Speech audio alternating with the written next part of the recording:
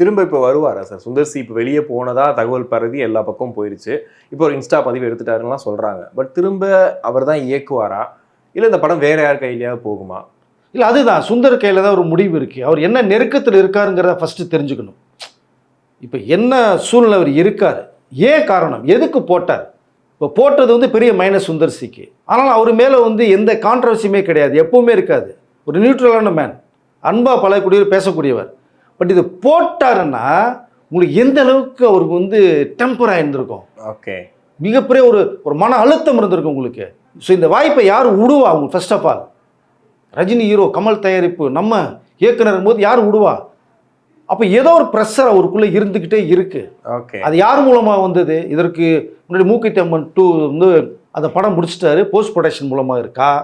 இந்த பக்கம் விஷால் படத்தை முடிக்கணும்னு ஒரு மேட்ரு இருக்கா? அது ஒரு பெரிய விஷயம். விஷால்கிட்ட சொன்னால் விஷால் கேட்டுக்க போகிறாரு.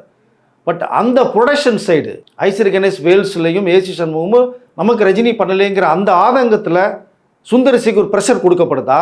இது நீ முடிச்சு கொடுத்துருந்தா நீ போகணும், இல்லை எனக்கு அக்ரிமெண்ட் இருக்குது, இன்னொரு படம் நீ பண்ணித்தரணும்.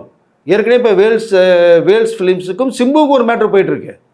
3 படம் அக்ரிமெண்ட் போட்டிருக்காரு. ஆமாம், அது பண்ணாதனால தான் சிம்புக்கு ப்ராப்ளம் இப்போ இருக்குது. ஸோ அரசனுக்கு ஒரு ப்ராப்ளம் இருக்குது உங்களுக்கு, இன்னும் பேச்சுவார்த்தையே முடியல. அது அப்படி ஒரு செக் இருக்குது, ப்ரெஷர் வைப்பாங்க. ப்ரெஷர் வைப்பாங்க.